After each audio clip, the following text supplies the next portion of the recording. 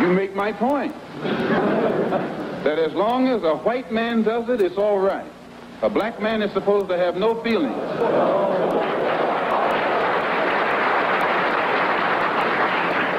But when a black man strikes back, he's an extremist. He's supposed to sit passively and have no feelings, be nonviolent, and love his enemy. No matter what kind of attack, be it verbal or otherwise, he's supposed to take it.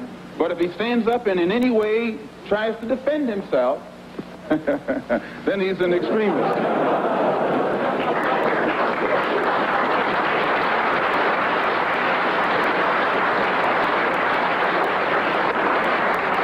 No, I think that the speaker who preceded me is getting exactly what he asked for.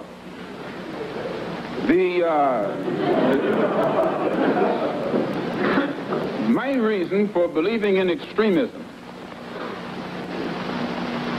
intelligently directed extremism, extremism in defense of liberty, extremism in quest of justice, is because I firmly believe in my heart that the day that the black man takes an uncompromising step and realizes that he's within his rights, when his own freedom is being jeopardized, to use any means necessary to bring about his freedom or put a halt to that injustice, I don't think he'll be by himself.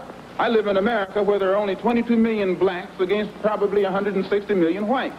One of the reasons that I'm in no way reluctant or hesitant to do whatever is necessary to see that black people do something to protect themselves, I honestly believe that the day that they do, many whites will have more respect for them, and that there will be more whites on their side than are now on their side with these little wishy-washy love thy enemy approach that they've been using up to now. And if I'm wrong, then you are racialists.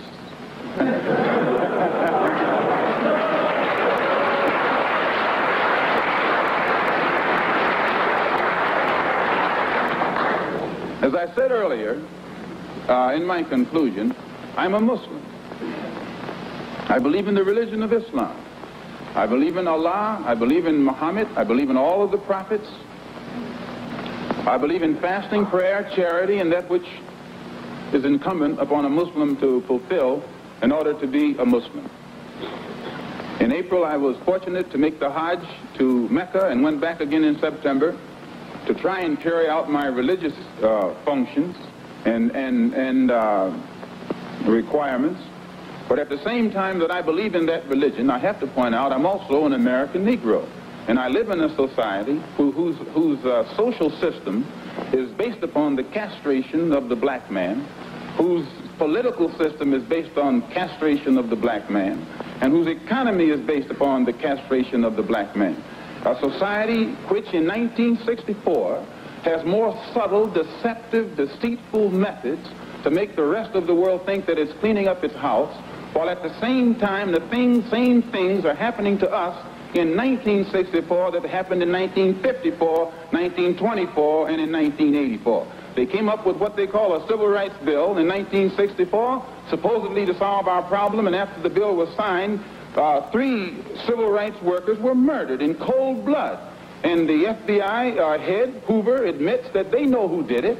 They've known ever since it happened, and they've done nothing about it. Civil rights bill down the drain. No matter how many bills pass, black people in that country, where I'm from, still our lives are not worth 2 cents. And the government has shown its inability, or either its unwillingness, to do whatever is necessary to protect life and property where the black American is concerned. So my contention is that whenever a people come to the conclusion that the government which they have supported proves itself unwilling or proves itself unable to protect our lives and protect our property because we have the wrong color skin, we are not human beings unless we ourselves band together and do whatever, however, whenever is necessary to see that our lives and our property is protected. And I doubt that any person in here would refuse to do the same thing were he in the same position, or I should say were he in the same condition.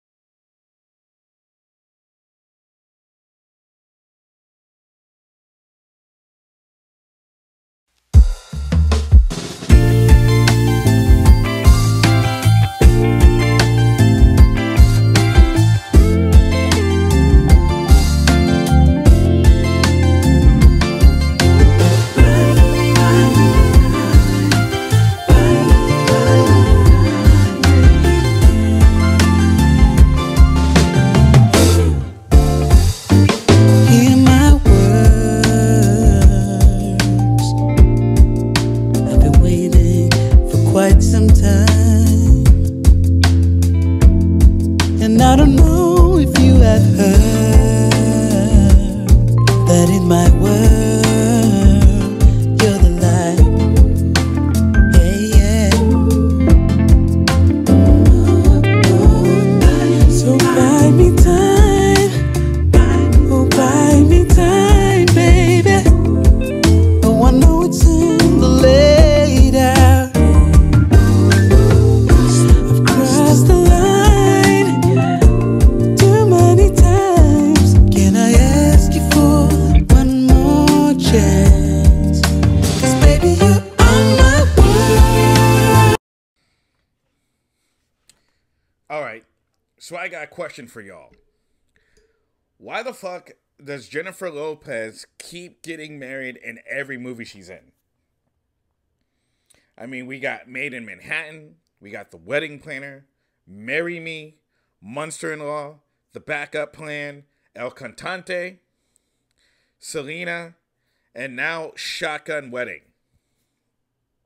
You know, a few years ago, there was a joke that J-Lo was collecting engagement rings like Thanos was collecting Infinity Stones.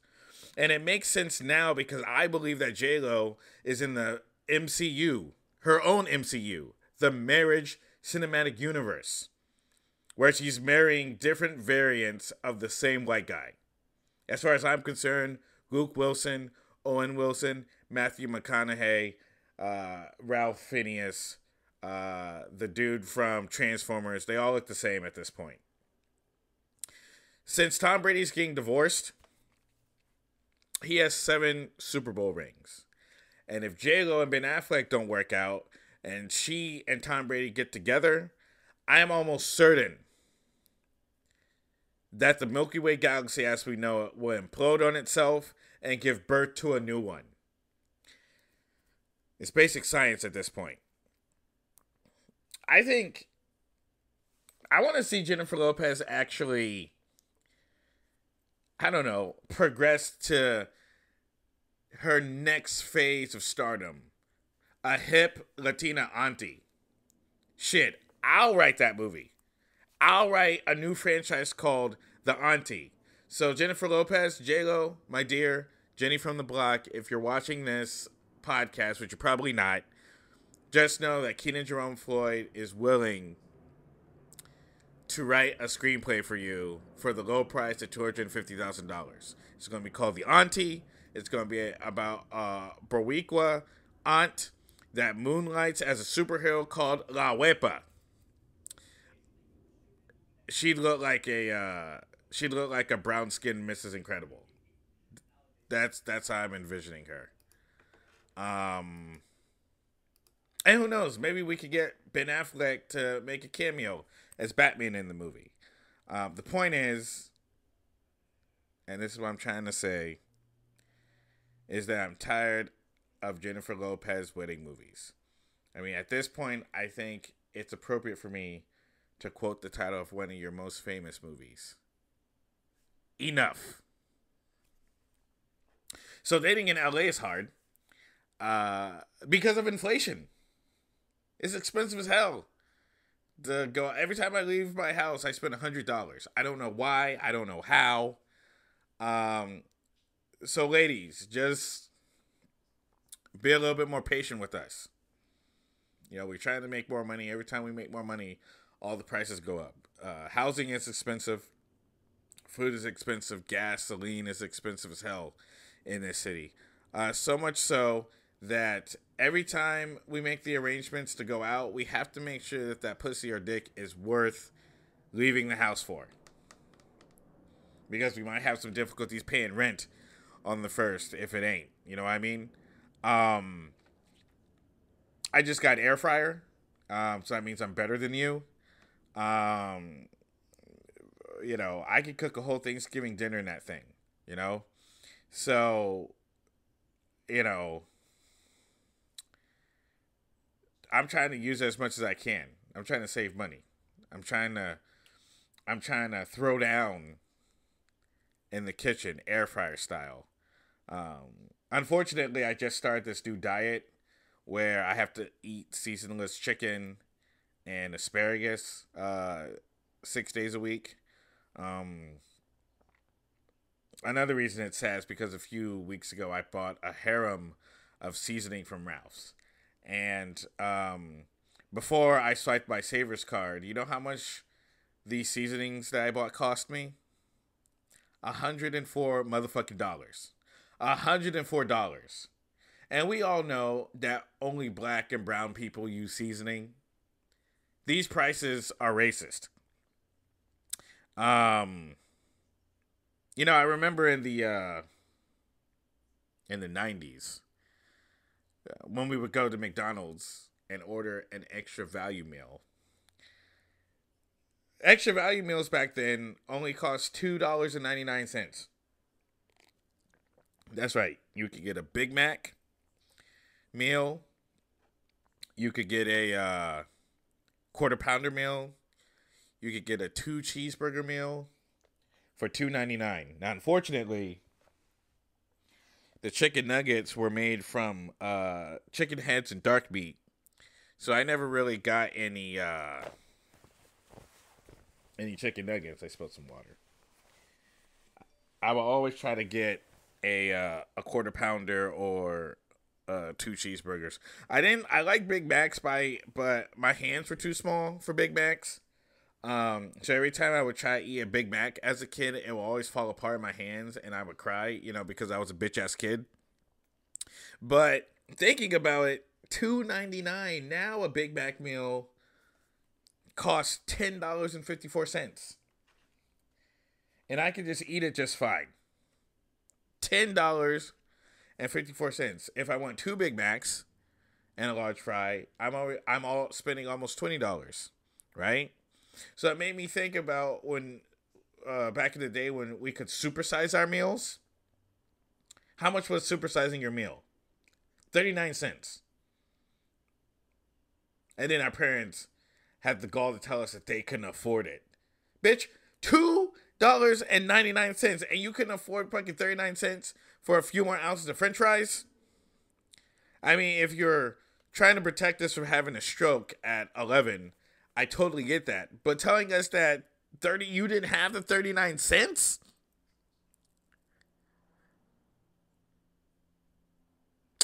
Man, if I had a time machine, I would go back to that drive-thru and shake the shit out of my parents. I'd be like, yo, don't you realize that this is the cheapest this has ever been for us since McDonald's came out in the 1950s when you could get a hamburger for 59 cents? But probably back then, black people were probably not allowed to eat at McDonald's because of Jim Crow. But I'm just saying, when you know McDonald's, which is the Ross of restaurants, you know, the Ross pay for less or whatever it's called, when that's too expensive, you know society ain't shit. Ladies, just so you know, we have spiraled and crashed and burned into a recession. We're in a recession now. We've 9/11'd into a recession. So if a man like myself offers to cook you dinner, it's not because I'm trying to get into your pants. It's so that I can pay rent, and show you that I'm actually a very good cook. And I know some women will be like, well, if you broke, just say that. Well, guess what, bitch? I'm broke. I said it. I'm broke. Things are too expensive. I spent $104 on seasoning. I need to use this shit. I was today years old when I realized that Ray J was in the movie Mars Attacks, and he was fucking Whitney Houston. Not at the same time, because Ray J was a little kid in Mars Attacks, but like later, like around the time when he was messing with Kim Kardashian, like 2010 to 2012, this dude was bagging Whitney Houston. I had seen Mars Attacks a few times, and I just didn't realize, because I didn't know who like Ray J was. You know, he's one of those actors that you would just see and stuff, and you wouldn't see him enough to know him by name, but you would see him enough to be like, oh, he's in movies. Apparently Ray J was the black kid that was in the White House, he was shooting the aliens with the alien guns or whatever. I have to go back and watch the movie because I don't remember exactly what happens. I know it was like a weird movie, like it was kind of like a 1950s like Saturday matinee sci-fi film, which was an amazing design, by the way. But personally, in 1996, I was more of a Twister and Independence Day person. Like, if you ask me, what would you rather watch, Mars Attacks or Independence Day? It would be Welcome to Earth all day. 1996 was an amazing time for movies, for going to the theaters. 1995 and 1996. Oh, what year did The Lion King come out? 94? Okay, so 94, 95, and 96 were all amazing times at the movie theater. I went to see Twister at the movies. That was sold out. That was great. Bill Paxton, Helen Hunt, rest in peace, Bill Paxton, and Philip Seymour Hoffman. That was in Twister. It's a great movie. Independence Day, fantastic movie. How much they were able to jam so many people in one movie, and we gave a fuck about everybody. Now, and I've lived in both of the locations that they blew up in the movie. I've lived in New York City, and I've lived in Los Angeles. I think if aliens came back to actually blow up Los Angeles, I would not be surprised. I would probably not be shocked either. I mean, I'm in the valley, so the fireball from the alien laser is probably not going to get to me anyway. I might see it over the hill. I might be like, oh shit, it's hot over there. I don't remember. Yeah, they didn't show the valley in Independence Day, so I'm not really sure whether Encino got murked in Independence Day. I might have to ask the director about that. Or maybe read some maybe I should write a fan fiction story. I'm going to write a fan fiction story called Encino at the End. And it'll be about what was going on in Encino around the time of the alien invasion. It was probably just Brendan Fraser and Pauly Shore running around Ventura Boulevard trying to find a snow cone or some shit. I'm getting off track.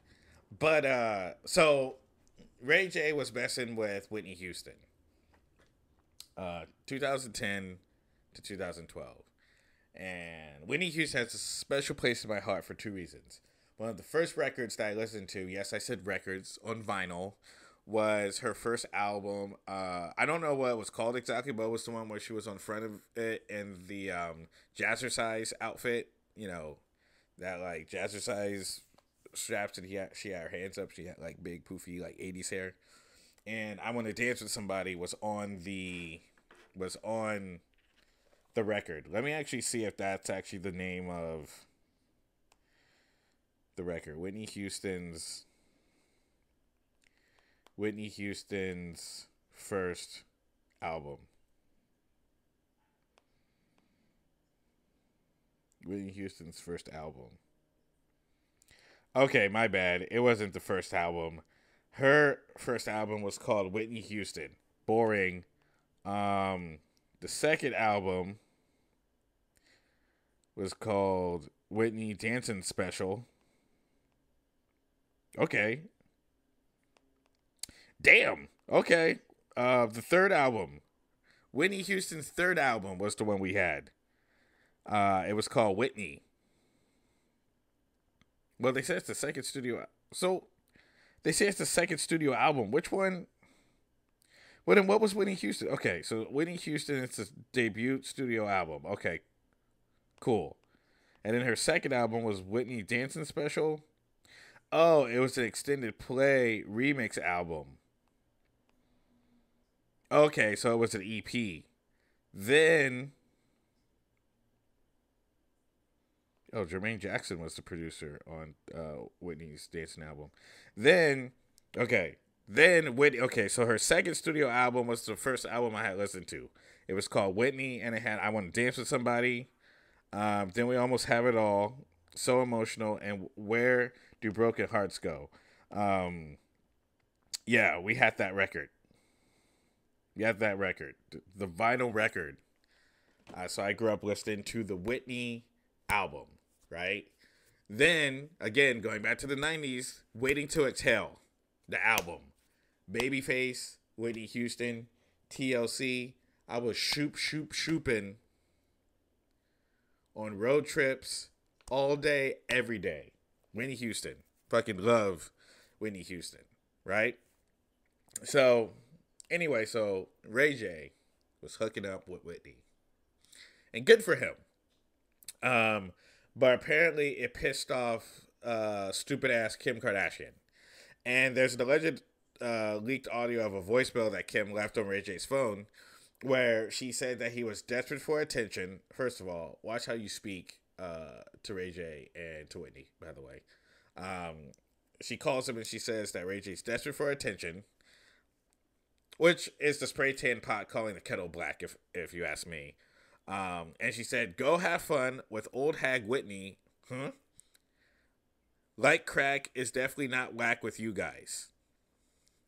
So again, in this voicemail, Kim K said, have fun with old hag Whitney.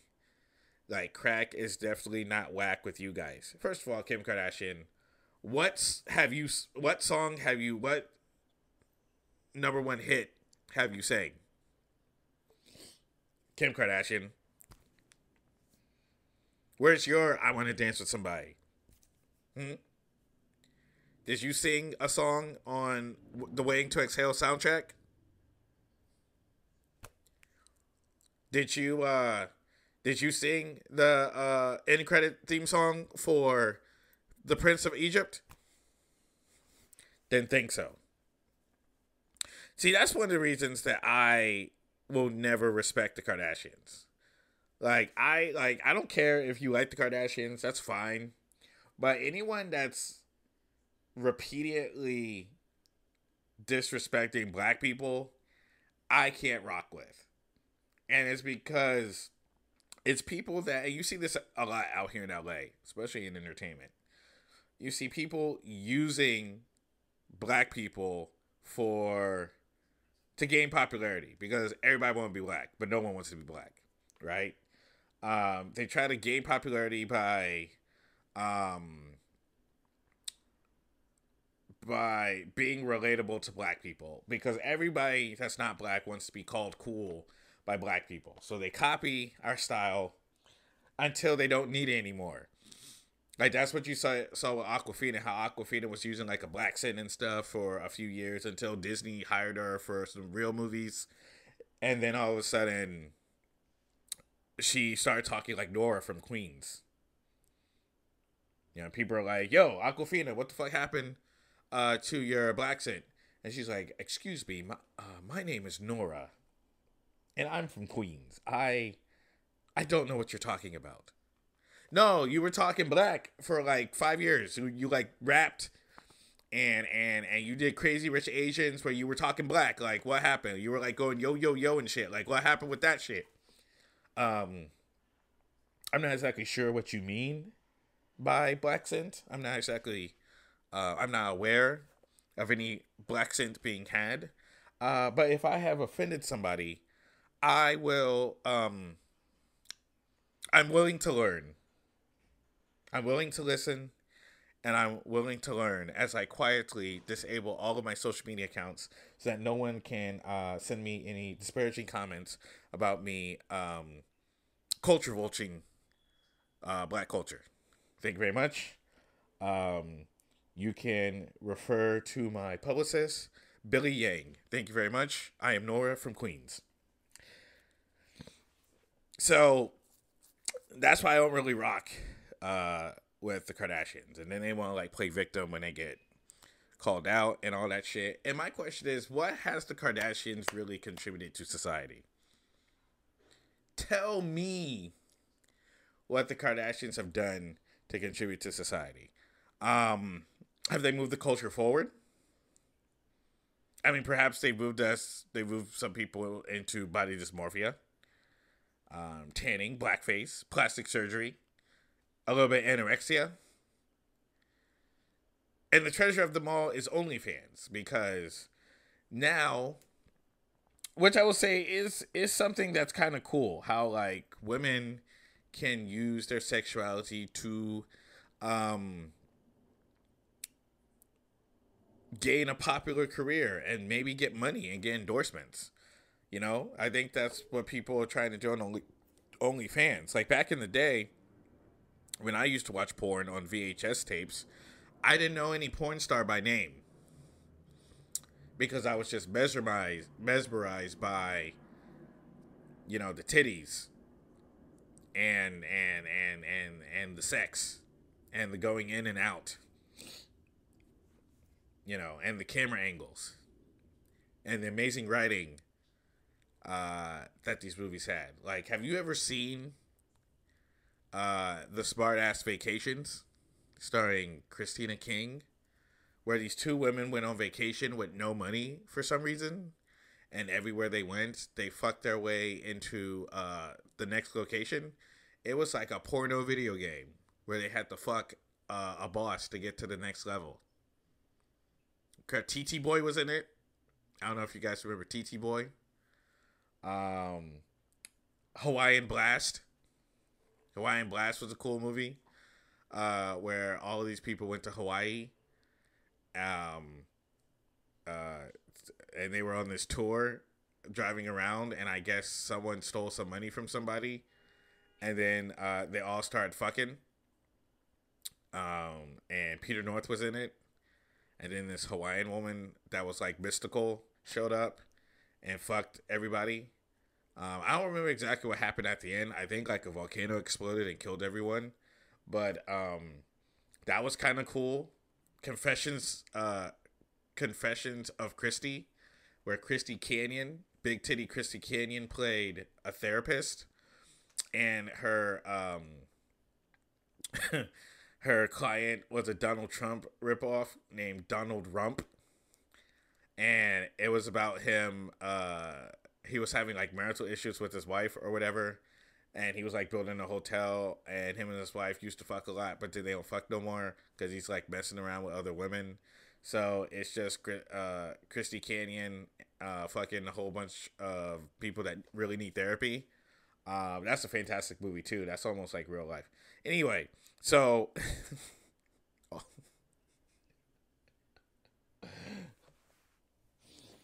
oh god. All right, all of these are available on VHS. Or you could probably just find them on xhamster.com.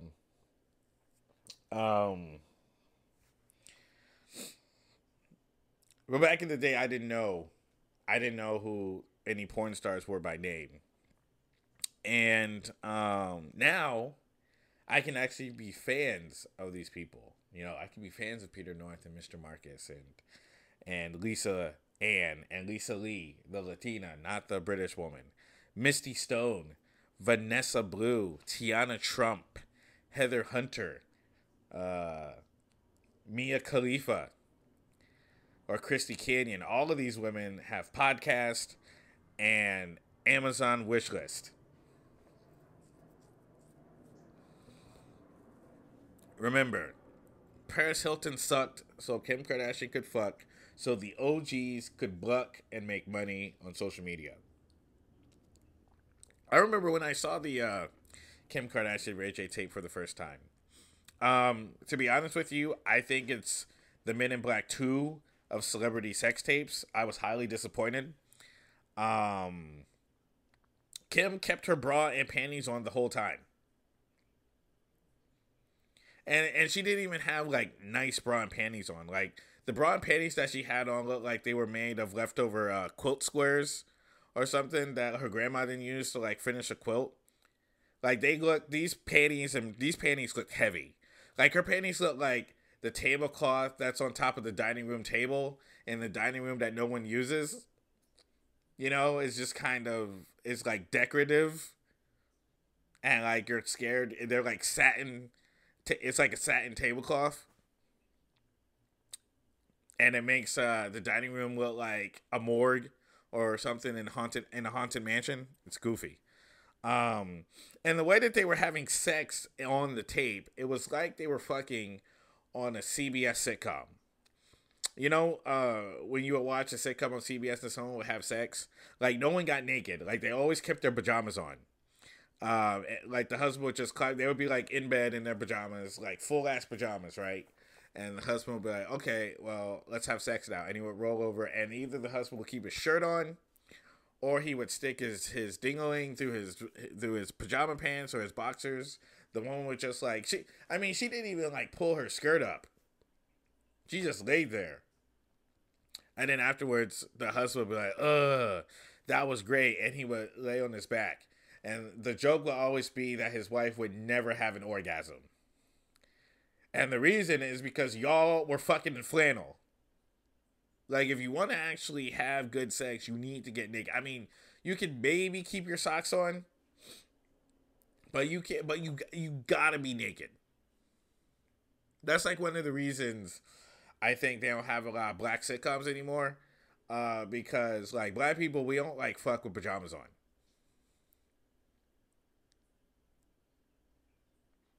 Like, we're at least pulling the shits down to our ankles or something. So,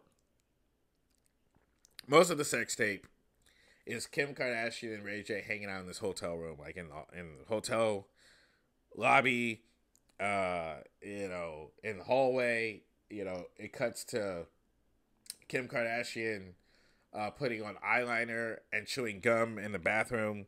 They're hanging out by the pool. They're in the elevator just being normal. And then all of a sudden, Ray J comes and starts grabbing her butt. And at nighttime, Ray J just shows up with this crooked dick and pulls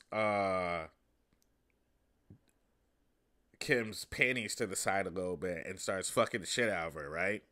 But Kim is just like laying there with her hands behind her back. So I don't know exactly what that meant, but it looked like she was kind of bored. Like, she made no noise. That they had to take one snippet of Kim Kardashian moaning and loop it through the entire 45 minutes of them having sex. Like, there was no money shot. There was no... Like, there really wasn't any, like, hot kissing. Like, my favorite part of pornos is kissing. I don't know what was going on in this fucking thing, but they weren't really, like, you couldn't even really see her face. My personal opinion is I like Paris Hilton's sex tape way better, and that shit was shot in night vision. So that basically says how bad the Kim Kardashian sex tape was. So, it's getting to a point now where, like, Ray J is, like, flipping out. He's trying to reveal that Kris Jenner is a madam, which is true. And,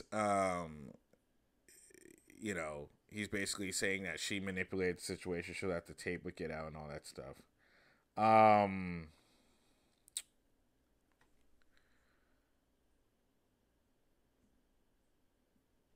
Their PR is amazing.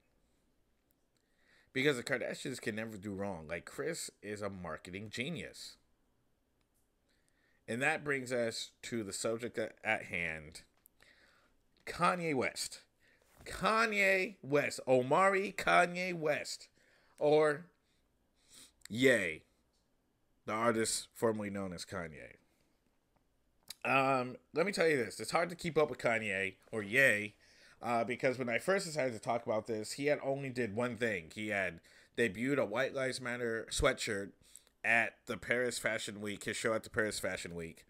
And I was like, oh, yeah, I'm going to talk about this shit. I mean, there'll be one segment of my episode, and then I'll move on and talk about some other shit. But now I have to push back all the other shit I want to talk about to later episodes, which is good because I'll have more content now. But I have to push back all that other shit because Kanye keeps doing shit. I haven't checked the news today, so I don't know what other shit Kanye has done. But Kanye keeps doing shit. And for me, it's a very complicated conversation because I like Kanye. I like Kanye a lot. And fuck y'all for judging me because there's a lot of people that you like that ain't shit. So don't fucking judge me for liking Kanye. One of the reasons I like Kanye is because I watched, well, first of all, I love his debut album, College Dropout. College Dropout, Late Registration, Graduation, all incredible albums. You know, I was listening to Kanye when I was in college. And he got me through college, like Stronger, all that shit. He got me through college, so I have this special bond with Kanye's music. Now, when I saw the Netflix special, the 3-part Netflix special, Genius, like it really, for any person that's a creative, and any person that's a black creative, especially a black man that's a creative, to see what we have to go through to be considered great is astonishing. I'm kind of the same. I don't know when Kanye was born. Let me see when Kanye was born. I don't necessarily believe in horoscopes and shit, but June 8th. What's that? June 8th. Horoscope. June 8th. Zodiac sign. Alright, so he's a Gemini. Okay. I don't really know what that means. What does that mean? Let me look.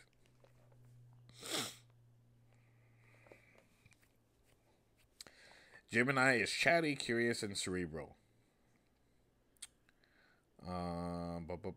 Mercury, my memory card ran out of memory, so I had to switch.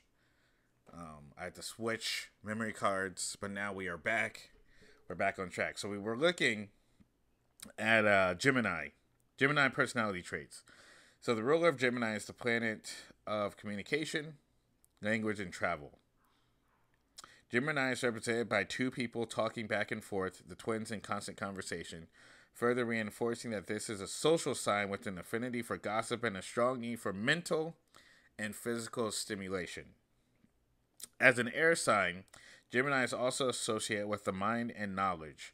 Geminis form connections through dialogue, communication, debate, and questions. Like the ever-curious child constantly asking why, Geminis like to pick things apart to understand them. They're also verbal wizards, tending to have a knack for relating to people through language and maneuvering seamlessly between social spheres. I mean, that basically nails Kanye to a T. Like, I don't know if you guys got a chance to watch the Drink Champs interview before they took it down, which I don't necessarily agree with. The way that Kanye like interacted like in this interview, how he kept referring to himself as an avatar in a video game. You know, how he tried to, you know, the way he communicates is through nerddom, which is something that I understand, meaning that I'm not necessarily a nerd, but I understand the lingo. I understand what it means to exist in this space they have to move back and forth from. But, you know, watching the Netflix documentary, you know, it was a lot to be said about the sacrifices that he made to get his voice heard through his music. You know, going through the same thing a lot of creators go through, this working 10 hours a day. You know, working 10 hours a day, and then at night having to spend time working on your own stuff. You know, that's what I've done in the sense. You know, I work 10 hours a day at a day job. You know, I have other responsibilities I have to take care of after work. But, you know, trying to do something like this podcast or trying to work on jokes or write or like whatever, right? Like it's physically taxing. You know, it's physically taxing. It exhausts the mind. It exhausts the brain. And it's hard to be a creative when you're working on things for other people, not necessarily your own stuff. So it's like now he has the opportunity to basically do whatever he wants, but he's also a person. He's a beacon of debate. He's always questioning. He's always, he's always trying to get to the bottom of something. However, I think he talks too much, and I think he needs a mental health check. He needs a mental health vacation. Maybe he needs to go and chill out in Wyoming for a little bit more. But when you look at the documentary, he had a complete support system. He had friends that were in the industry. He had his friends that were, behind the camera helping him with this documentary. He had his mother, who was his biggest fan, who was his business and financial advisor, who, it was interesting to be able to see him actually light up every time that he saw his mother. He would go, "Hey, I got this idea for a new song. What do you think?" And then he would rap the lyrics to his mom. Or he'd be like, "Yo, I got an idea for this. What do you think?" Right? And he's not the only music artist that's diversifying. That diversifies their talents. I'm a big fan of Kid Cudi. If you haven't gotten a chance, check out his animated series on Netflix, Intergalactic. Incredible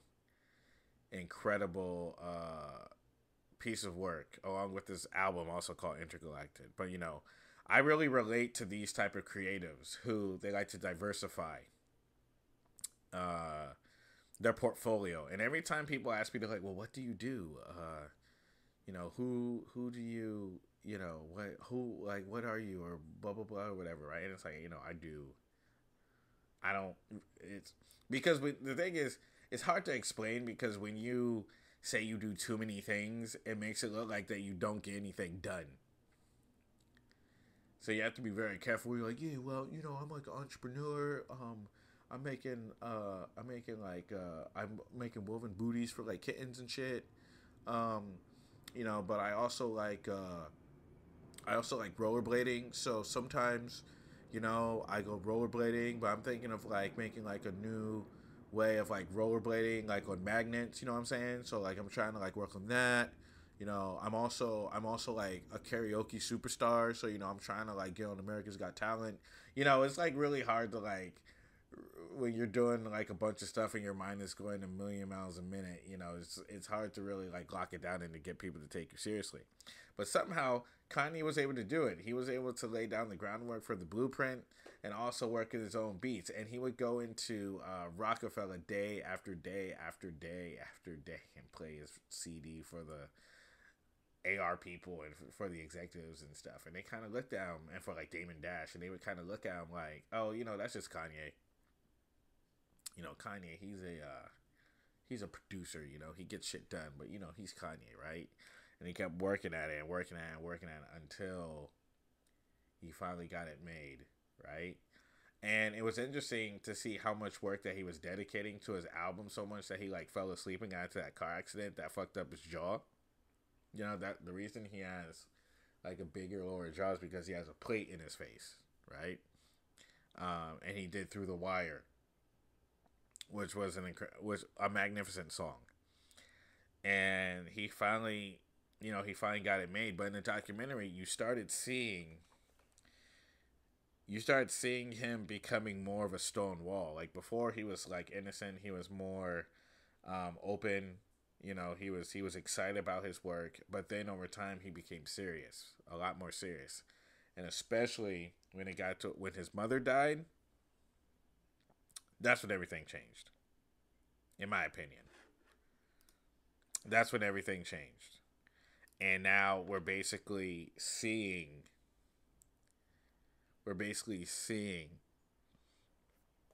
that impetus.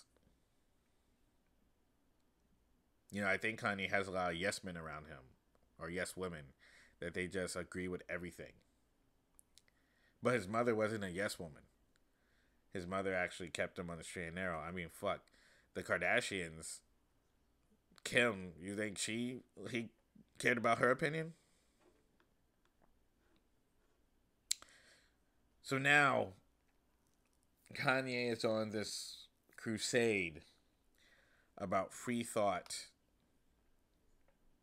amongst black people. And to be honest with you, I think the crusade is important.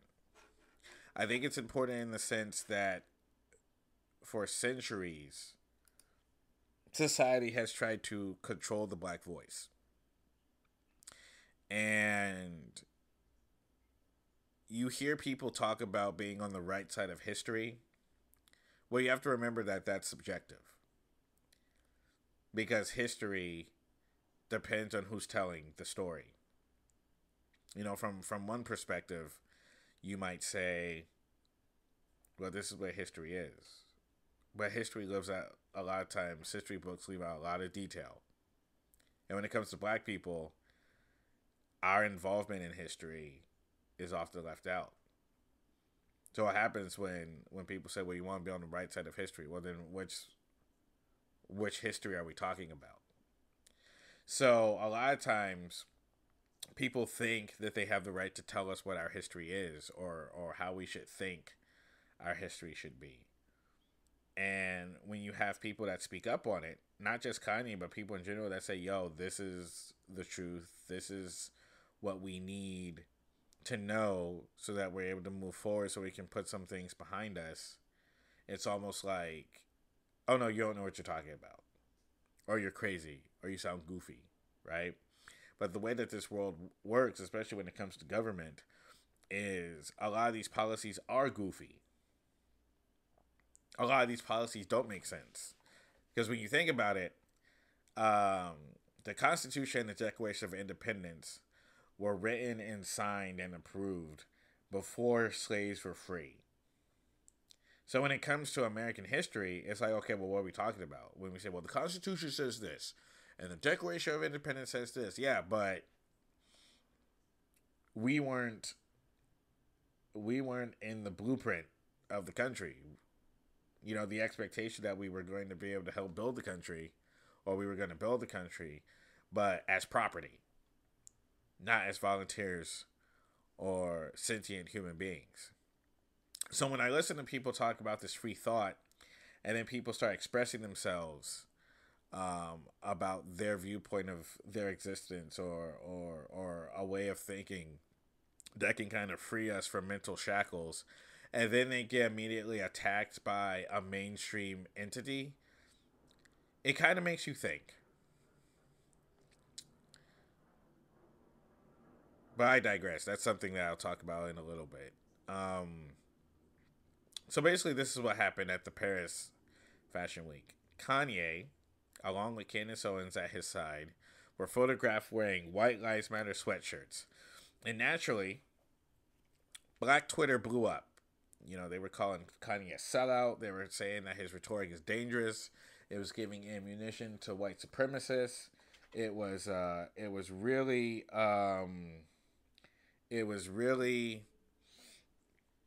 something that should not be tolerated by black people. And to be honest with you, the only people that were really reacting to it were black people. And I mean, there's two reasons why that probably happened. One reason is probably because people that weren't black probably didn't really care that much. A second reason is probably people that aren't black are probably like, yeah, what he's saying is true. A third reason is probably has been for the last 10 years, black people, we've told everyone to stay out of black people's business. So this is basically a conversation just for us, even though it was on a worldwide stage, right? So you had a lot of people, black people in Hollywood,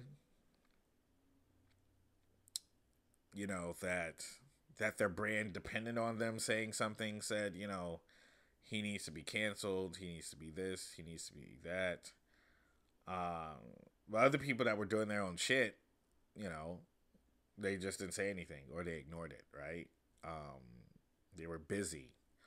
Apparently, I'm not busy enough because I'm talking about it on this podcast. But when I saw the shirt, I immediately thought that this goofy black man was trolling.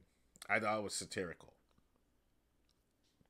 And the reason I thought that is because any person in their right mind who has a fan base, I'm getting emails.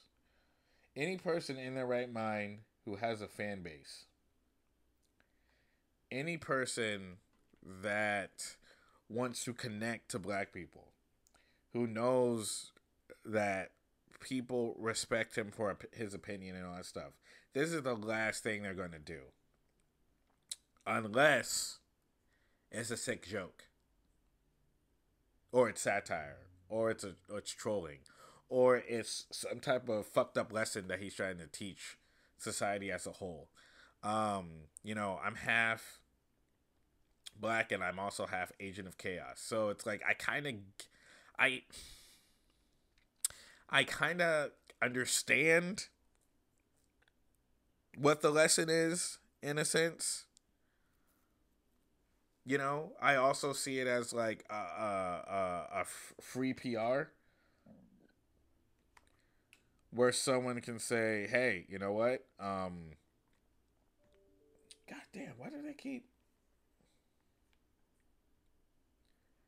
like a bunch of emails, and it's not any emails that I want." But it's a bunch of what's I saying? Anyway,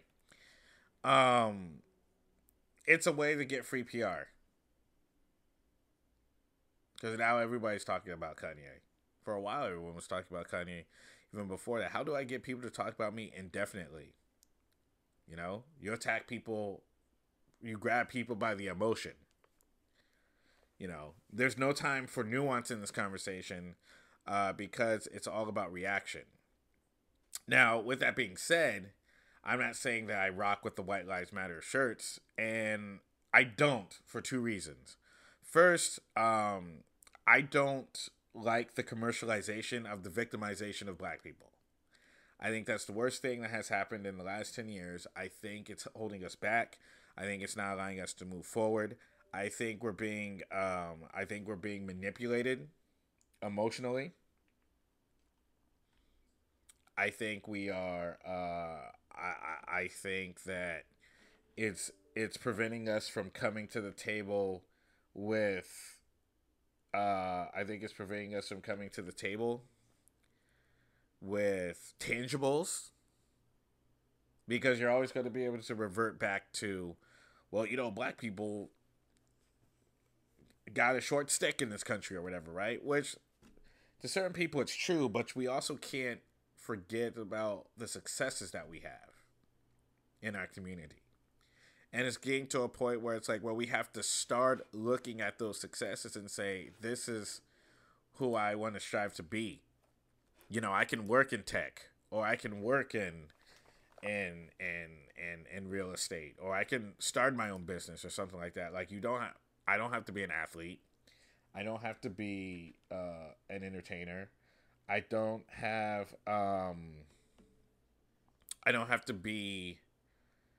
to go out of my way or sacrifice my time and my body as much to be successful, right? So I think this victimization that the media was pushing for years and years and years, especially during the election cycle, I think it really did us no service. And I think it's still being used to manipulate what we're supposed to do as black people, right? Like, a lot of times you have groups that go through some type of suffering and stuff, and then they try to blame black people for this. And black people should know better not to do that. Why? Because we get treated like shit, and we're supposed to have empathy for other people that don't have empathy for us. I think it's a mechanism. I think it's a weapon. So I really don't like this mind fuck that we're getting, where trauma is supposed to influence us to make jump decisions, right? I also think that the reason that people are reacting the way they're reacting is because, especially to a lot of black men in particular that are starting to give their opinions, is that a lot of liberals and a lot of people in general, I think a lot of people did not have black friends. And they actually started getting to know black people. And then they realized that we weren't what they thought we were. You know? There's a lot of us that that don't lean 100% to one side. There's a lot of us, we have liberal views. And also we, liberal values and also conservative values. You know? There's a lot of black people that also prioritize intellectualism over ratchetness. So a lot of these ways of trying to get us involved in politics and stuff like that by using like rap music or like whatever, a lot of us don't really subscribe to that. So there's no reason whatsoever for us to compare our moral compass to that is whiteness. Now, when I say that, I mean this standard that people look at where they're saying, well, this is the right way to do things, right? And I think that this conversation that we're having about bettering our community, I think it needs to stay within our community. I think we need to talk to each other. I think we need to have group meetings, group chats.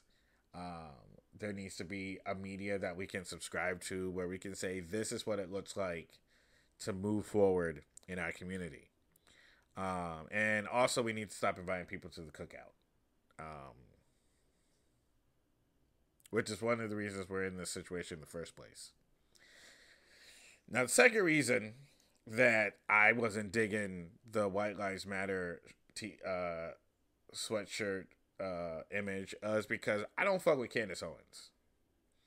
Now, it's not because of what she says, because to be honest with you, there's some things that she says that I agree with, but she's a grifter. I don't think she can be trusted. There's a sheer difference between a person that cares about bettering their community and someone that talks shit.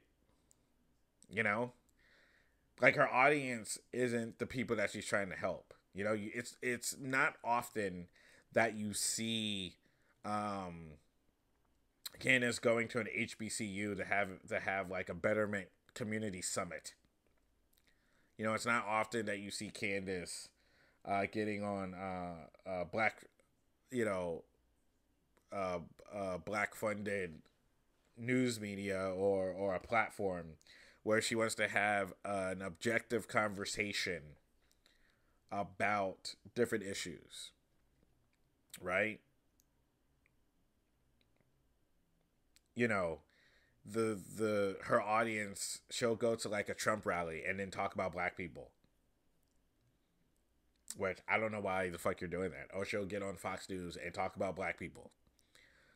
You know, or she'll get on like some all-white, goofball, Proud Boy, big foreheaded platform and talk about black people. Well, why are you talking about black people with them? I thought if we were talking about black issues, talk to us about the black issues. Don't give ammunition to other people. And it's because that's who pays her. That she knows that the more shit she talks about black people, the more support that she's going to get from these right-wing leaning media companies. Like, I really don't know what has happened between the civil rights movement and now, but everybody is it seems like everybody is trying to sell out. And what they're doing is that they're talking about the problem, but they're giving no solution. Like I'm saying, it's like, why are you not talking to us? If you cared, there would be you would surround yourself by black people that you don't necessarily agree with, by black people that you do agree with, and we all come to an understanding. But no, you're just... She's basically the right-wing Oprah. Where it's like, you ain't really talking to us. You ain't really trying to help. You're just out there talking shit. You look like a fucking nut job. It got so bad that even during the Ahmaud Arbery court case, when Kenan was talking shit about Ahmaud Arbery, her comments were so heinous that even Ku Klux Klan members in her comments were like, "Whoa, Candace, that's a little far, young lady. I mean, even we don't think a person should get shot down in the street for jogging." Like, it was so goofy how much her self-hate just spilled out. If this was an episode of Black and Ball Z, Candace would have reached Super Sambo by now.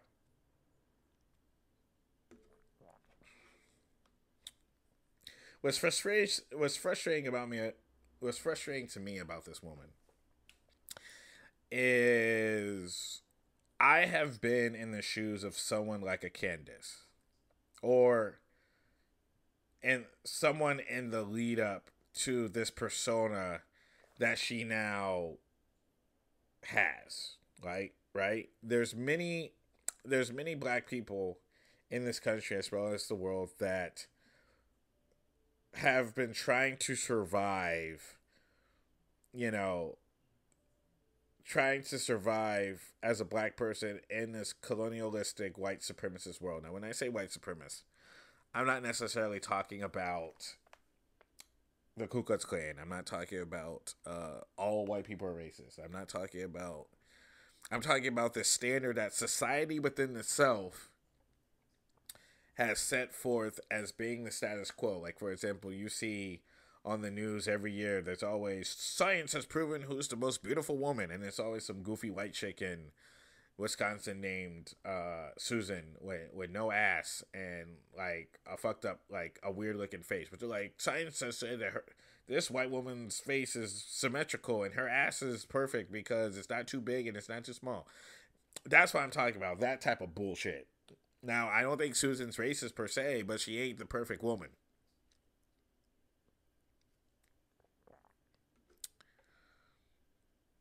But I get the lead up. To how you can become a Candace Owens, right? Story time. So, I was born in Mobile, Alabama. That's right on the Gulf of Mexico. It's a major port. It's a major harbor. Lots of culture. Cajun culture. Creole culture. A little bit of French, Spanish influence. And growing up, everyone around me was black. My friends are black. Family. Everyone at church. Everyone was black, right? My dad's job eventually moved us up to Pennsylvania, up north, right? So first we lived in Erie, Pennsylvania. And then after 2 years, we moved to central Pennsylvania to a small town called Montoursville, which is close to a city. It's right next door to a city named Williamsport, Pennsylvania, which is the home of Little League, if you give a shit. So we were upper middle class black family. We lived in the suburbs. Our house was okay. It was kind of like a gated community. We were the only black people in this neighborhood. We were mostly the only black people in this town in Montoursville, and I was the only black kid in my school, right? And Montoursville is literally, in my estimation, a sundown town. For a long time, they didn't like Jews, they didn't like Italians, definitely didn't like black people, and it was always this notion that anyone that was different was going to ruin the town, which is strange because there was really nothing there to ruin. It was this small ass town with nothing to do. So what are they trying to do? Protect the bakery? Like, people are dumb. And I remember I had 80-year-old grandparents who did not want me hanging out with their kids at school because of the color of my skin. It's like, are you like dumb? Like what is this, right? And when you grow up as a child and you see people reacting to you that way, it's a motherfucker on the mind. Like, you're trying to figure out, did you do something wrong? You know, like why don't people like me? How come, you know, in one grade I have a bunch of friends, but then the year after that, I don't have friends anymore? You know, people making jokes, you know, people, you know, classmates used to make fun of the size of my lips, you know, my bell pepper nose. They would call me Brother Man in the hallway, which was a hacky ass race joke to begin with. And then they had the goal, since I was in school when Eminem blew up, and then all these, he was like the savior of like white trash kids. He thought, you know, white trash kids thought they had street cred. These motherfuckers would come up to me after all this shit and try to be like, you know what, Kenan, you ain't black enough. You don't talk black. I'm blacker than you. No, you're poor and you smell.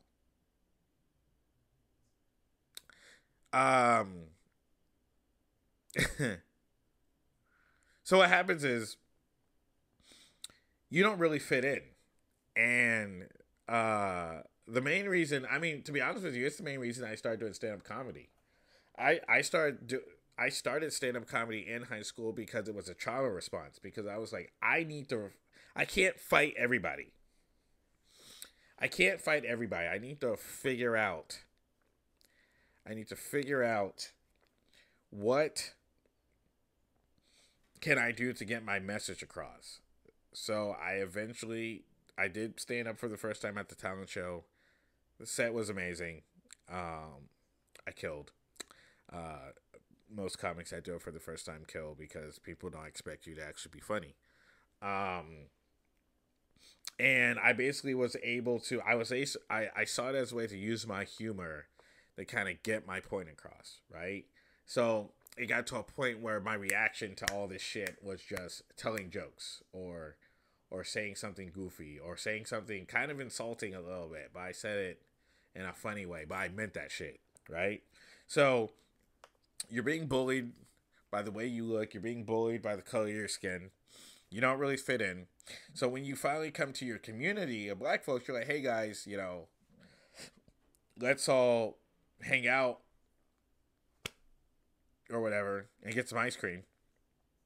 They see you, some black people see you not a part of their community, because they're like, yo, we live in the city.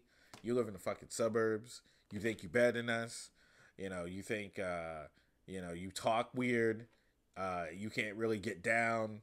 You can't dance. You can't play basketball. You can't do this. You can't do that. You know, you feel, it feels worse when you're rejected by people that look like you, because you don't feel like that you're an outsider looking in. You're like, yo, I know what it's like. Like you know, I know what we all go through. You know, I understand the culture and all that stuff, and I'm here to hang out or whatever, right?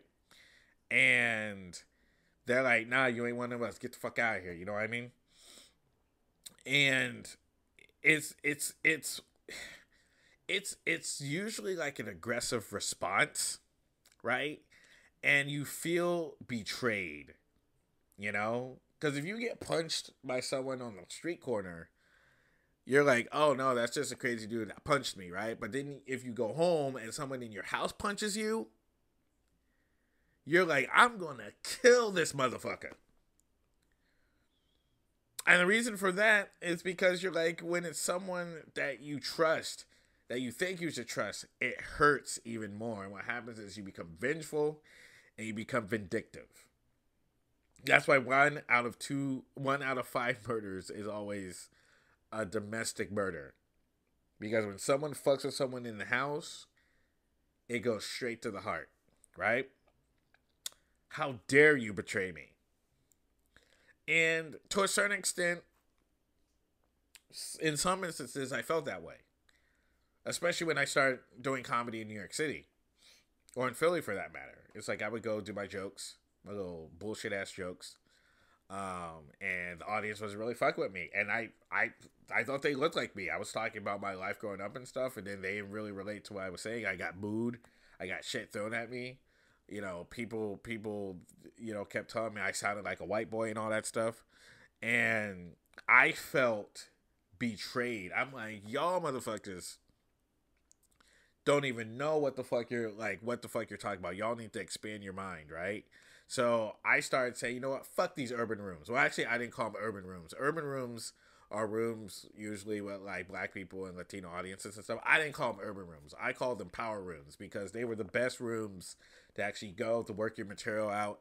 It made you a better comedian. It made you a better joke writer. It made you a performer so that you could actually be funny to anybody. So I encourage anyone that's serious about comedy, work out in power rooms, especially if you're in New York City, Philadelphia, Washington, D.C., Chicago. I don't know if they're still left in New York, but power rooms are the shit, right? But it got to a point where I was just like, you know what? Fuck these power rooms. I don't need these power rooms. They're not going to pay me. They're not going to give me money. I'm going to fucking go and tell jokes for these white folks. Then I realized that white people were laughing at me and not with me. Because with that pain that I was feeling, I started becoming self-deprecating of myself and of my culture. And it really felt like I was selling out. Because, oh, yeah, white folks, you know, black people do blah, blah, blah, blah, blah, blah, blah. And it's like, why would I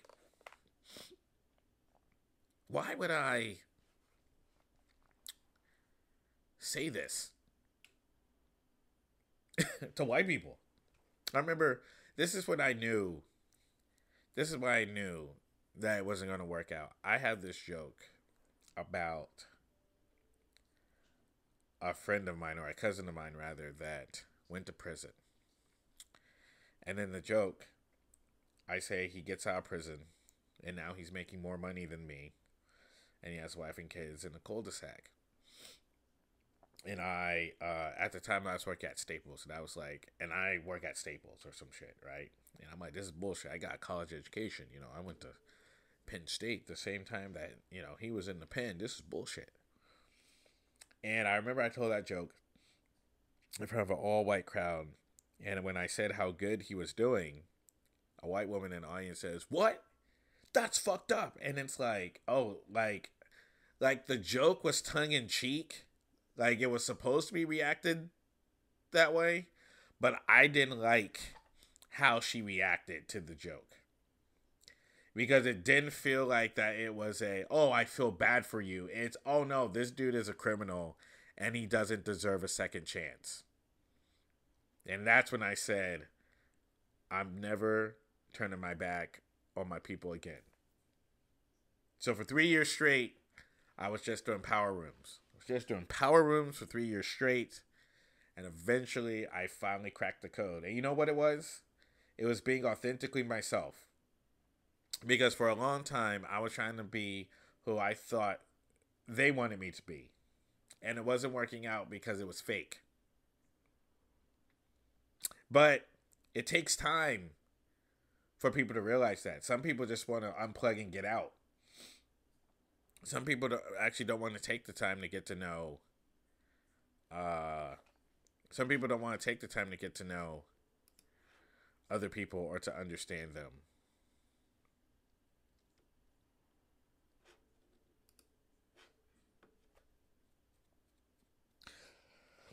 When a black person grows up like myself or Candace, they're always going to come to a crossroad that determines whether they're going to continue to jive with their community or whether they're going to leave. And a lot of times when a person leaves, like a Candace, they're out to get revenge.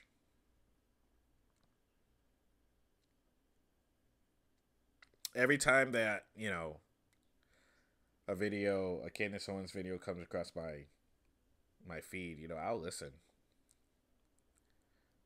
But it doesn't sound like it's coming from a place of love. It sounds like it's coming from within the bowels of her soul. Like, I hear the hate in her voice. And when I look and see who she aligns herself with, You know, I don't think she has our best interest. You know, she's like that one black friend that lets their white friend say the N-word. You know, and other black people have to deal with that white person. I remember I was working on the job, and I was testing fire alarm systems, and usually two of us would go into the job together, and I was riding in the truck with one kid, and we roll up to a prison to do a fire alarm test, and there's some people blocking the road, and out of nowhere this white kid just yells out the N-word. You know, there was no black people around except for me, but he thought that the N-word was a verb, right? And we looked at each other, and he said, "Oh, I'm sorry. You know, my black friend at the firehouse, they let me say the N-word." And every time a white person says that to me, I'm always trying to figure out who the fuck are these sellout ass niggas that are telling you that's okay. You can say it around me. I want to see their haircuts. I want to see if they actually go to a real barber to get a shape up, or whether they go to Supercuts. Because if they go to Supercuts, they need to get their ass beat twice. First, for going to Supercuts, and second, for then telling white people that they can say the N-word. Because, you know, the white person probably didn't ask. They probably weren't like, "Hey, Tyrone, can I say the N-word?" He probably voluntarily said, "You know what? I think you can say the N-word." Just so you know, I think you can say the N-word. You're A-okay by me.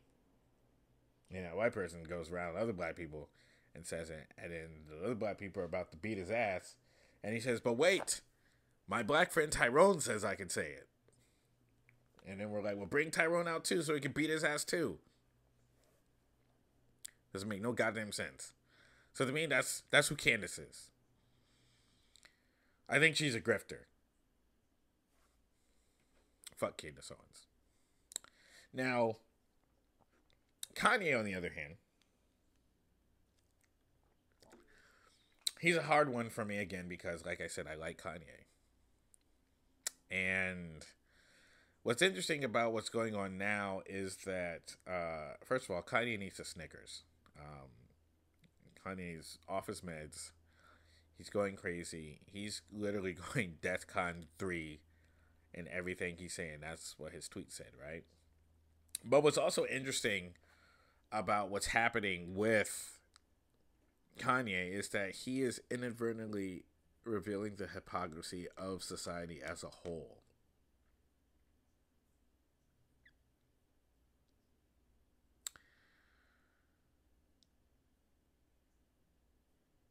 When the White Lives Matter shirt came out, it was almost revealed that people don't, like, do people remember, like, Andy Kaufman? You know, the people have people gone to a magic show or a circus? This is the mirror that's being held up to society right now. You know, we are split binarily. I don't know if that's a word. You know, it's conservatives and liberals. And to be honest with you, neither are funny. I think both sides take themselves way too seriously. So, when I look at this photograph, you know, I'm saying to myself, wow, this dude is an agent of chaos. You know, Ye is the Joker, and Candace Owens is his Harley Quinn, and he wants to see it all burn, right? But the problem with Candace is that she actually probably believes that shit a little bit. You know what I mean? And the fact that he had Candace Owens there is the fact that I think he's using Candace Owens the same way that he used Marilyn Manson during his one Donda concert after he was accused of alleged SA. He said, "I'm going to bring out this controversial figure that everyone hates. Let's see what happens, right? So Black Twitter goes into a frenzy. All the black celebrities come out. They tell their fan base, we need to, Kanye's dangerous. We need to stop him from talking. He's a sellout, etc., etc. But the ironic thing about it is that to be black in Hollywood, you have to sell out a little bit, right? Now, Kanye is appearing to speak against the establishment.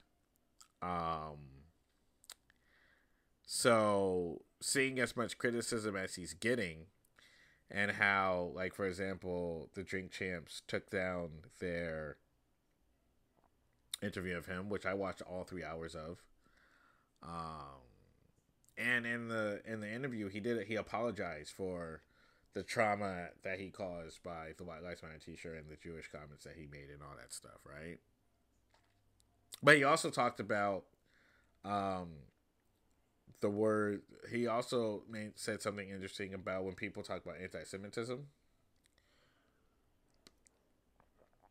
Now, the part that I agree with is the part where he was talking about in rap music, we talk a lot about killing each other. We talk about, fucking each other's girl and all that stuff, and the violence that they have within the black community, which unfortunately some people are allowed to separate reality from art.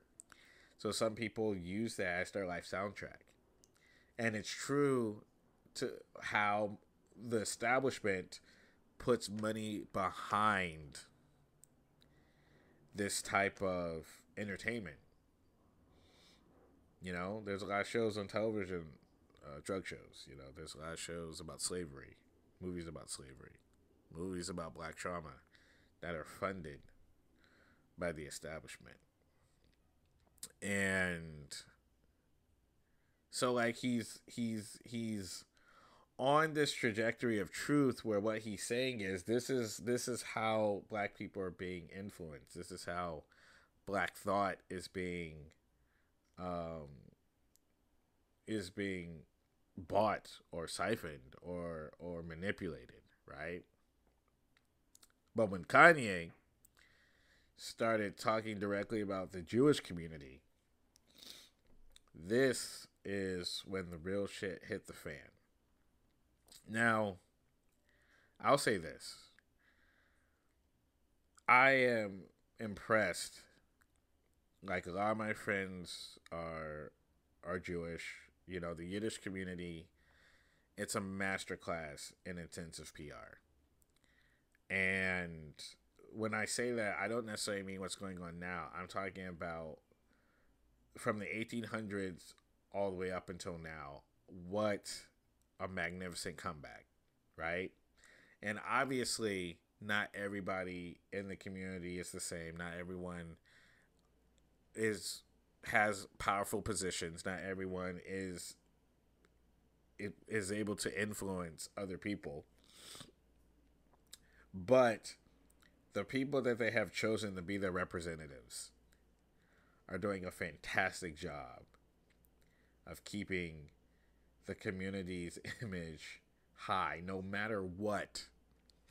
No matter what happens in Israel, no matter what happens here in the States, no matter what anybody says,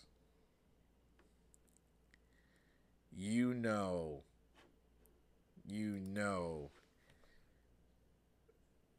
that over time it's fucking amazing. Fucking amazing what the reputation, how they're able to keep their reputation clean. You know what I mean? Of course, the conversation when we're talking about the relationship between the black community and the Jewish community, as well as any other community in the world, it's not a clean conversation. Because there's a lot of overlap. There's a lot of similarities, but there's also a lot of overlap. Now, I actually wanted to do research. When we have this conversation about anti-Semitism, and when we have this conversation about why is there such a pushback when anyone says anything about control, about money, about influence when it comes to the Yiddish community. And, I found it interesting.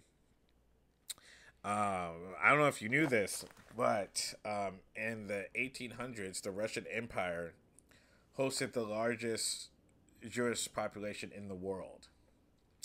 And in 1880, it was the beginning of the Russian anti-Jewish pogroms. Pogroms. Now, if you don't know what a pogrom is an organized massacre of a particular ethnic group, right? So prior to the Holocaust in the 40s, the 30s and 40s, there was actually pogroms going on all over Europe. But Russia, between 1880 and 1920, these pogroms were happening within its country, and more than 2 million Jews fled to the United States into the other region, which from 1920 on was under British rule, but the region that would eventually become the state of Israel, right? So 2 million Jews come to the United States, and they start building an infrastructure for their community, right? And this is kind of what you see at the beginning of the movie An American Tale, Fievel, when the Mouskowitz are celebrating Hanukkah at the beginning of the movie, and like some Russians come in to like burn down the village or whatever, and they have to flee, and then they have to get on the tramp steamer, and then they come across the ocean to New York, right? That's the Russian pogrom is basically like the opening scene of An American Tale. Great movie, by the way. You should watch it. So they come to the United States. They're immigrants. They're new. They also experience racism in the United States as well. And, they're able to,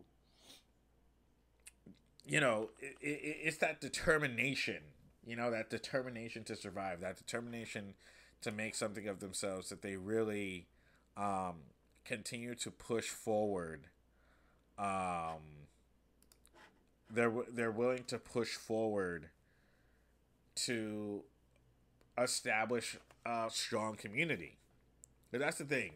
Any community that is strong takes care of itself, takes care of each other, right? And that's the requirement for any community to really survive, to have any type of influence. And it's the same in the Asian community. It's the same in the Middle Eastern community. It's the same in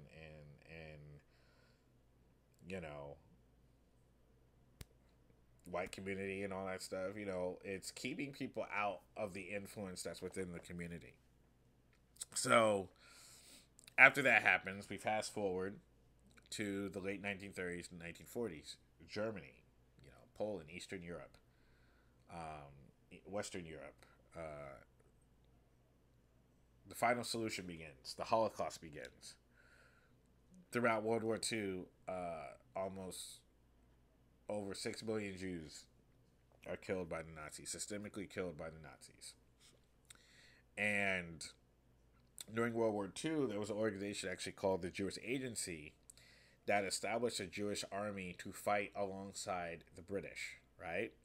Now keep in mind that the British were ruling the land of Israel, which at the time was called the Mandatory Palestine, which from 1920 1948 had this name. The British demanded that the number of Jewish recruits match the number of the Arab recruits, but the Palestinian leader at the time, Muhammad Amin al-Husseini, allied Palestine with Nazi Germany. So the war ends, and this is something that I didn't know. After World War II ends, Jewish people still had problems in Europe at the time, especially the refugees and the survivors of World War II. They all returned back. A lot of them returned back to Poland. And at this time, another pogrom took place, Pogrom, on July 4th, 1946, by Polish soldiers, police officers, and civilians, where 42 Jews were killed. Now, it started off on July 1st, 1946, when an 8-year-old Polish boy claimed that he was kidnapped by a Jewish family and kept in their basement, right? So when the boy got back with his father, they go down to the Citizens Militia with this story, and soldiers started investigating. They found this house that this boy was supposedly held in, and the civilians started circulating this story that Jews were ritually kidnapping and murdering Polish children, right? So it's just they were still believing this bad propaganda about Jews to justify enacting violence against them, right? Which is the same thing that happens to black people. It's the same thing that happens to black people, where people feed into the propaganda, they assume the worst, and it justifies their violence against us. So we have a lot of similarities, both of us, right? So it became apparent that Poland itself wasn't the place that the Jewish people could return to after the war. So in 1947, the United Nations presented the partition plan, and the British withdrew from the mandatory Palestine when the Jews moved into this region. It started the Arab-Israeli Civil War from 1947 to 1948. In 1948, the Israeli Defense Forces grows when other Jewish immigrants show up. They declare their independence, and the Israeli state is now officially recognized by the General Assembly of the United Nations, or in other words, the United States and Great Britain. In 1952, September 10th, the reparations agreement between Israel and the Federal Republic of Germany is signed and enforced in March 27th, 1953. Now Germany has to pay reparations to Jewish people for their relocation to Israel. They're paying moving fees, which is fucking amazing, right? Now, the interesting thing I've always asked myself, I was actually talking to a friend of mine about this, is that when we have this conversation about Zionism, and also Christian Zionism, for example, Christian Zionism is a belief among some Christians that the return of the Jews to the Holy Land, or Israel, and the establishment of the State of Israel in 1948 were in accordance with Bible prophecy, which is something that I really didn't know. I didn't know that. It's something like reading this Wikipedia article in the United States. In 1818, President John Adams wrote, "I really wish the Jews again in Judea an independent nation, and believed that they would gradually become Unitarian Christians." And basically, the reason for this is because Christian Zionists believe that the gathering of the Jews in Israel is a prerequisite for the second coming of Christ. This is an idea from many Protestant circles since the Reformation, that Christians should actively support a Jewish return to the land of Israel, along with the parallel idea that the Jews ought to be encouraged to become Christians as a means of fulfilling Bible prophecy. And the gathering of Israel, because remember in the Bible, when we talk about the exile of the Israelites in Deuteronomy chapter 30 verses 1 through 5, it's about it's the prophecy, the biblical promise given by Moses to the people of Israel, that they would enter into the promised land. It's actually been a long time since I've actually read this, but during the days of the Babylonian exile, writings of the prophets Isaiah and Ezekiel encouraged the people of Israel with the promise of a future gathering of the exiles to the land of Israel. The continual hope for a return of the Israelites exiles to the land has long been a core theme of religious Judaism since the destruction of the Second Temple. Herod's Temple. Maimonides. Oh, Maimonides, I guess, connected its materialization with the coming of the Messiah. The gathering of the exiles in the land of Israel became the core idea of the Zionist movement and the core idea of Israel's scroll of independence, embodied by the idea of going up, Aliyah, since the Holy Land is considered to be spiritually higher than all other land. The immigration of Jews to the land and the state of Israel, the mass wave of Aliyot, has been likened to the Exodus from Egypt. So again, in the book of Deuteronomy, before Moses died, you have Moses' promise. When Moses was dying, he prophesied about the destiny of the people of Israel. Their destiny would not be promising. Curses would come upon them and they would go into exile.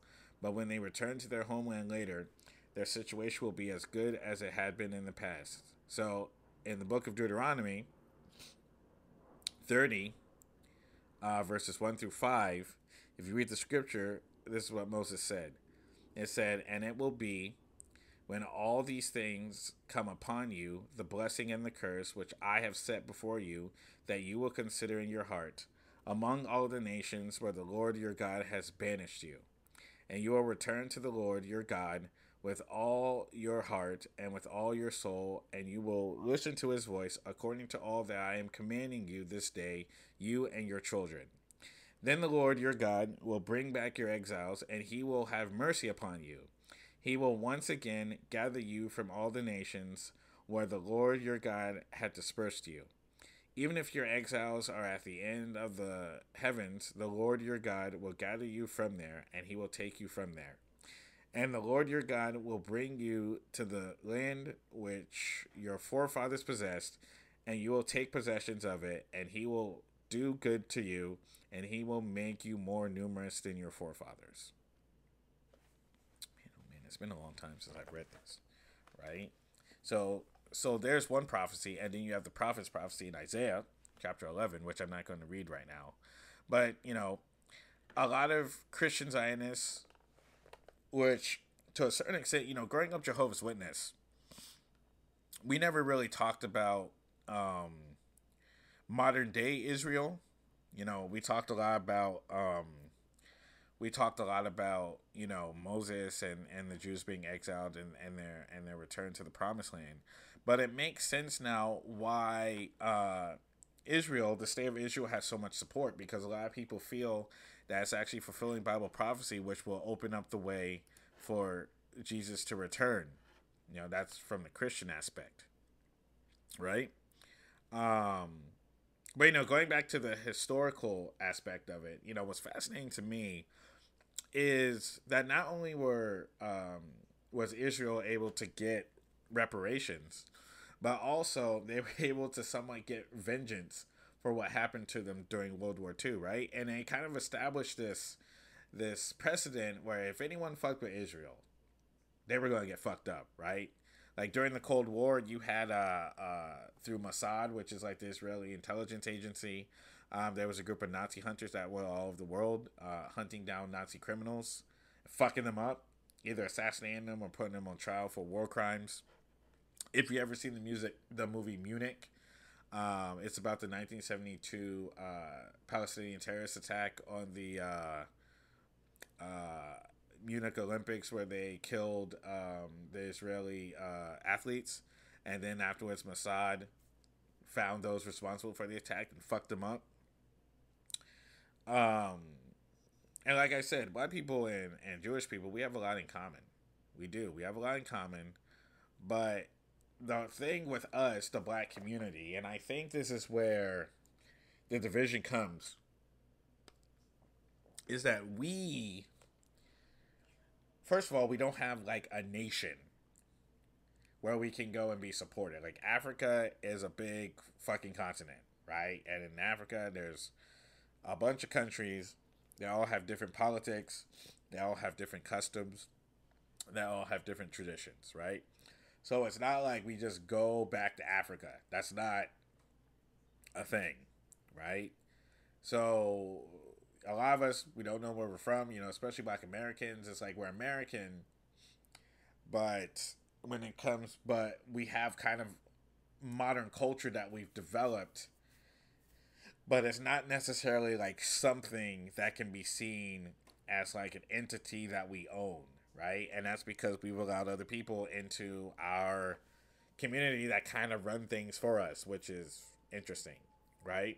Like, we don't have like a mascot of racism. There's not like a face that we look to and we're like, oh my God, that guy started slavery, So that means that everyone can have plausible deniability. So we can be like, oh wait, those people are responsible for slavery. Oh no, we're not really responsible because the homie, they were selling slaves. Oh shit, the homie. But what about oh yeah, well it was the Spanish that really, it's the Spanish that really did it. But the French people, they like kind of like freed you guys or whatever, or like the British people, they don't really like slavery anymore either. So it was like everyone keeps like passing the buck. Right, so anytime that we make a demand for reparations, it's like, well, I mean, we all are suffering in this country. It's how can we give you reparations? And it's like there's no real solid person to go to that says, you know what, we demand reparations. Like, there's no country in the world that's like forcing the United States to pay reparations to people. Like, the United Nations and the U.S. and Britain, they're like enforcing Germany to pay reparations to Israel and supporting Israel because of this belief system. There's a belief system. There's also political and financial interest that the United States and Britain have in Israel. So they're like, y'all need to pay what you owe, right? And we don't really have that. For God's sakes, white people started the NAACP.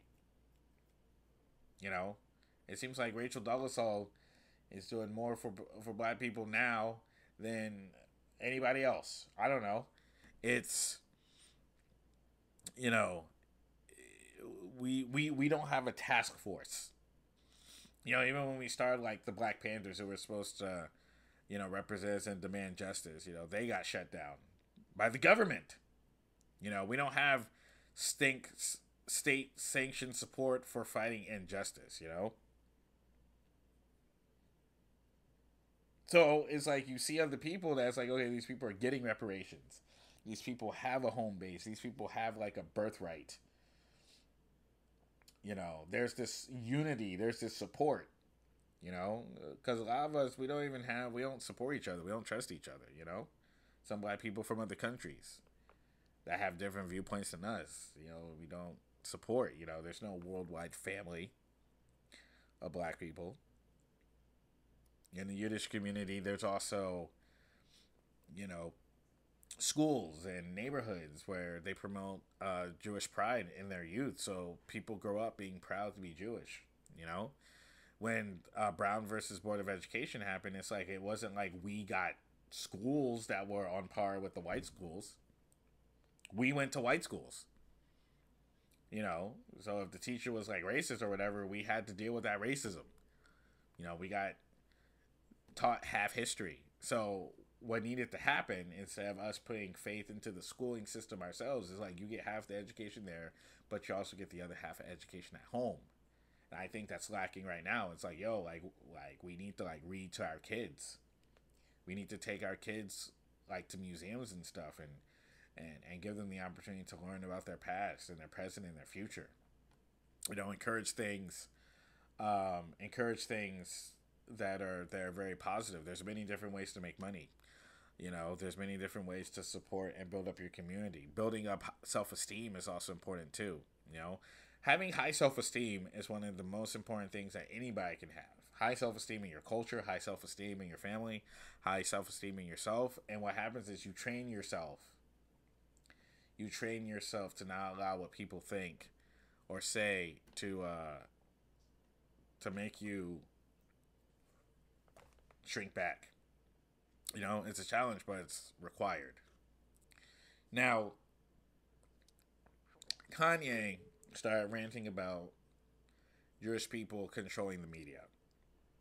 And I understand why that propaganda is dangerous for some, because whatever goes on in the media, it can cause people to react violently, or it can cause people to look at a community in a way that could potentially be harmful, right? But from my standpoint, looking at it, I just think it's just people that have made amazing business decisions. That's it, right? I mean, I would love to have a representative in the media to kind of like push, kind of to make sure that we're represented correctly, you know? I guess for now we're going to have to just deal with Tyler Perry and Jordan Peele. But if you look at the history of Hollywood, right? When it got started, the main people that started the studios, you know, they were smart business people, you know. You had Universal Pictures, which was founded in 1912. Started by Carl Laemmle, who was Jewish, you know. Paramount Pictures also started in 1912. Adolf Zucker, Jewish. Daniel Frohman, Jewish. Charles Frohman, Jewish. Founders of Paramount Pictures. Funny fact, well, not funny, but interesting fact was that Charles Frohman was on the RMS Lusitania, which was a sister ship to the Titanic, when it was sunk in 1915 during World War I. He died in its sinking, unfortunately. MGM was started in 1924. Marcus Lowe, who brought Mayer, Goldwyn, and the other guy together to make MGM, Jewish cat. The Warner Brothers, all four of the Warner Brothers were Jewish. 2 out of the 4 founders of 20th Century Fox, Jewish. Now, Walt Disney was not Jewish. There's a lot of common misconception because, you know, the last CEO, Bob Iger, was Jewish. There's a lot of misconception that Disney is a Jewish company. It's not. Walt Disney was not Jewish. As a matter of fact, there's a rumor that he was kind of anti-Semitic himself. So there's actually a hilarious article I read that had something to do with this. It's written by Joel Stein, who, if you ever saw like I Love the 80s and I Love the 90s on VH1, he's a journalist for the LA Times. And he was always like a commentator on these I Love shows. Fucking hilarious. Right? He says, he wrote this article in December 19th, 2008. It says, "Who runs Hollywood? Come on." Joel Stein, December 19th, 2008. I actually want to read this article. The article says, hold on, I'm just making sure. The article says, so, Who Runs Hollywood? Come on, by Joel Stein, hilarious journalist, by the way. December 19th, 2008, he says, "I've never been so upset by a poll in my life.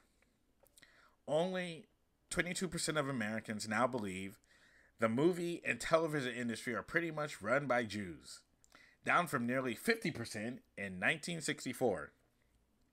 The Anti-Defamation League, which released the poll results last month, sees in these numbers a victory against stereotyping. Actually, it just shows how dumb America has gotten. Jews totally run Hollywood. How deeply Jewish is Hollywood? When the studio chiefs took out a full-page ad in the Los Angeles Times a few weeks ago to demand that the Screen Actors Guild settle its contract, the open letter was signed by News Corp President Peter Chernin, who's Jewish, Paramount Pictures Chairman Brad Gray, also Jewish, Walt Disney Company Chief Executive Robert Iger, Jewish, Sony Pictures Chairman Michael Linton, surprise, Dutch Jew, Warner Brothers chairman Barry Mayer, Jewish. CBS Corp chief executive Leslie Moonves, so Jewish, his great uncle was the first prime minister of Israel. MGM chairman Harry Sloan, Jewish. And NBC Universal chief executive Jeff Zucker, mega Jewish. If either of the Weinstein brothers had signed, this group would have not only the power to shut down all film production, but to form a minyan with enough Fiji water on hand to fill a mikvah. The person they were yelling at in that ad was SAG president Alan Rosenberg. Take a guess. The scathing rebuttal to the ad was written by entertainment super agent Ari Emanuel, Jew with Israeli parents, on the Huffington Post, which is owned by Ariana Huffington, not Jewish, and has never worked in Hollywood.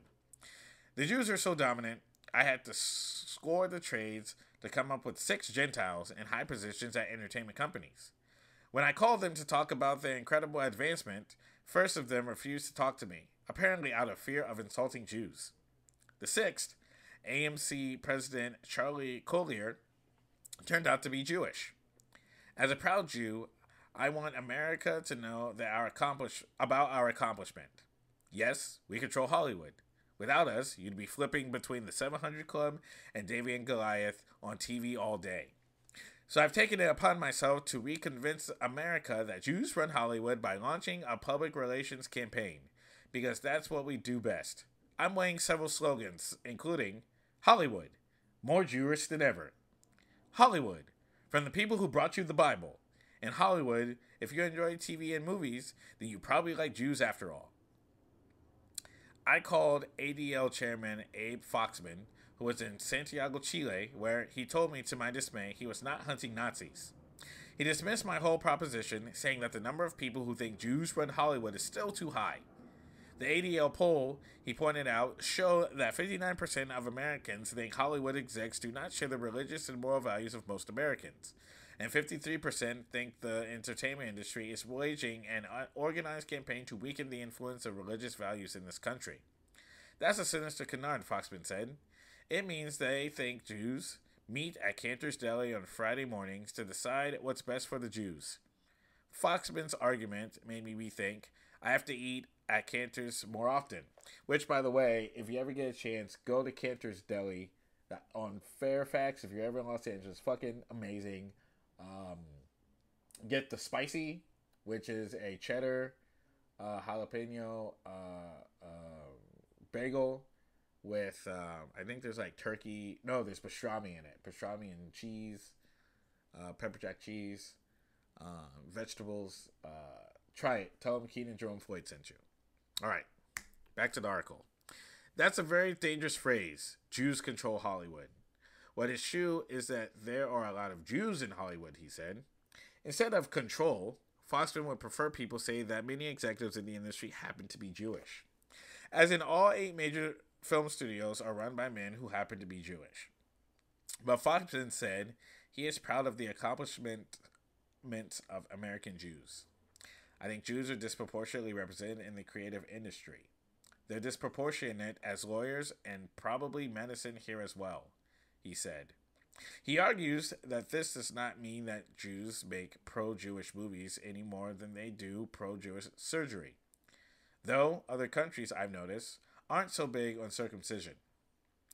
I appreciate Foxman's concerns, and maybe my life spent in New Jersey, New York, / Bay Area, LA, pro-Semitic cocoon has left me naive.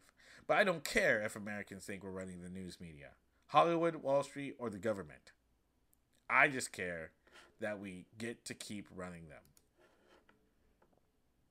I think that article's hilarious. I think it's hilarious.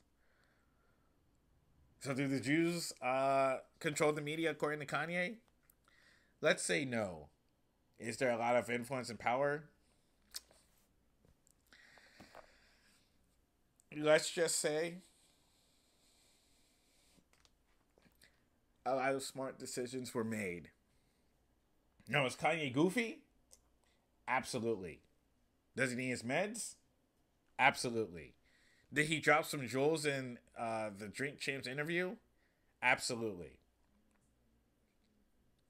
this conversation that black people are having about building our own stuff and generational wealth, it's not an easy conversation, because what's going to happen is we're going to be stepping on a lot of toes while we have this conversation, because we're so entrenched into American culture and so many people are making money off of us that's very hard for us to rip ourselves out, right?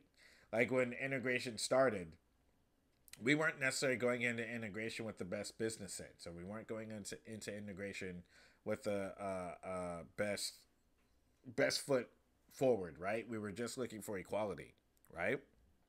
Now, not the Jewish conversation, I'm leaving that behind. I'm not talking about that anymore. I'm talking about the bigger picture that Kanye is talking about, is this thing where this country, this society, and mainstream media tries to control black people's voices. We see that when it comes to politics. Donald Trump says, hey, if you're black, vote for me. What do you have to lose? Joe Biden came in after him and said, yo, if you don't vote for me, you ain't black. Right? If you have an opinion that's different than the status quo, they say, well, you ain't really for the people. You're a sellout. You're a COON. And it doesn't matter what you have done for the community or how much money that you have invested. You know? George Floyd's family, based on some incorrect comments that they feel that Kanye said in the Drink Champs interview, is trying to sue Kanye for $250 million. Even though Kanye gave the family $2 million for a college fund. Who told him to sue him for $250 million? Is he the worst person just because he said some shit? They didn't even let George Floyd stay in their house. And this is not talking shit about George Floyd, but it's interesting how people jump on the trend. $250 million for some words.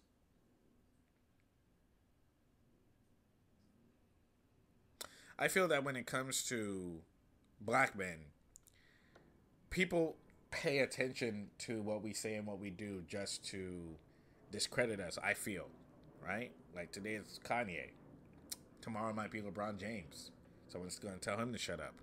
You know, Killer Mike, when he chooses to vote for someone that the black media feels he shouldn't vote for, all of a sudden he's a sellout, right? Ice Cube, when he says, look, I need to talk to both sides. We need to figure out how to really get an establishment for our community. They called him a sellout. Jay-Z, when he got involved with the NFL, he's a sellout, right?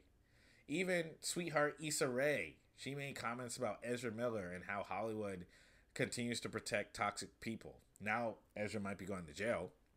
He has a trial coming out. But the fact that she said it, people were telling her, oh, she needs to mind her own business. Why is she talking like this? Right? So every time a black person of influence speaks out on the reality of their situation and their lived experience, also from other people that have similar experiences, and it goes against the status quo, they always try to shut them down. So if you're black and the mainstream media is supporting your message 110%, then you might be doing it wrong. This has been Kultur'd.